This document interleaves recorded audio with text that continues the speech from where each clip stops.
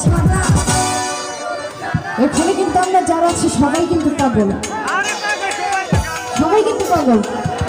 কেউ কিরাউলিয়ার পাগল, কেউ অন্য পাগল, কেউ কিরাউলিয়ার পাগল, কেউ আবাবার পাগল, সবাই পাগল। এখানে আমরা যারা আছি সবাই কিরাউলিয়ার পাগল।